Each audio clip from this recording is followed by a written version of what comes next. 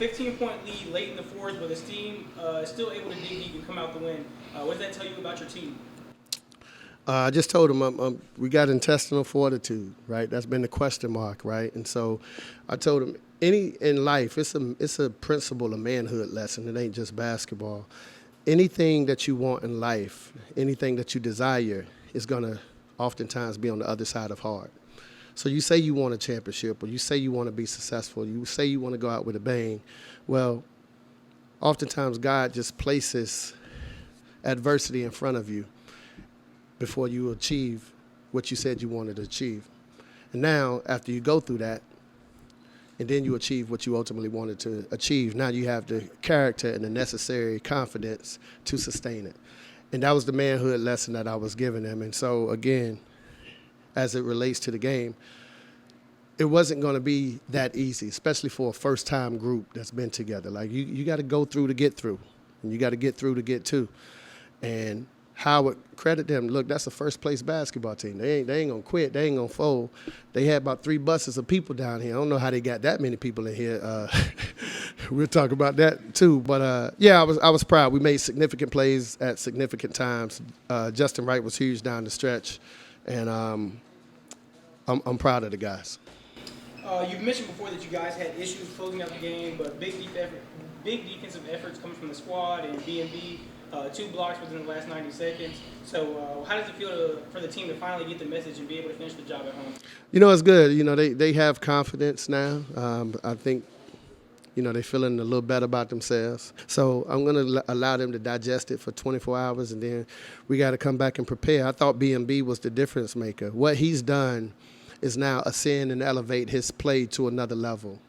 He's always been able to block shots, but the issue with him was always his activity, right? He pick and choose when he wanted to go get something. And, he was kind of lazy a little bit at times. And he gets so tired of me saying something to him. Like every single day, I'm on him like back pockets, right? And so I'm on his neck every single day, man. And the beautiful thing about that kid, he knows it and he enjoys the coaching.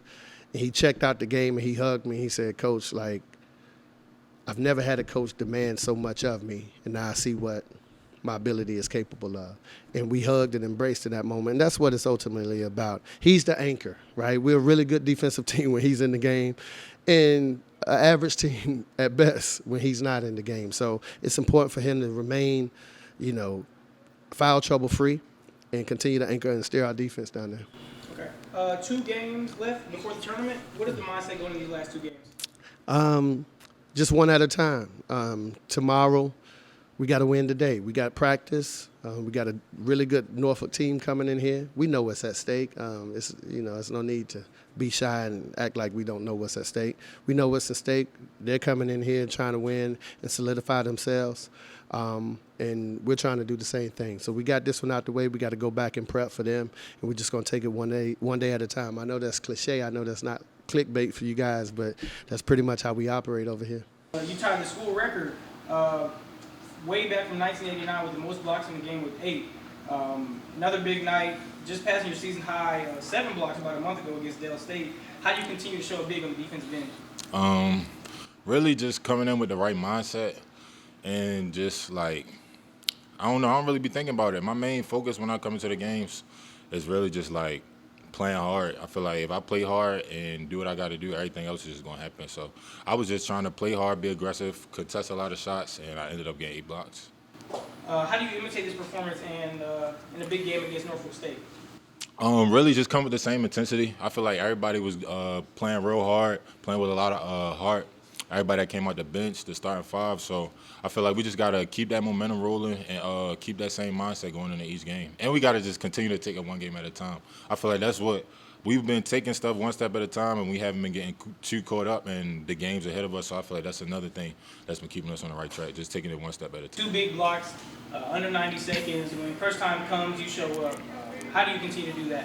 Really, it be Coach Moton. He always be saying, like, get me out this gym. Like, that's his little phrase that he like to say. He said, get me out this gym. So when he tell me that for real, I just keep that in the back of my mind.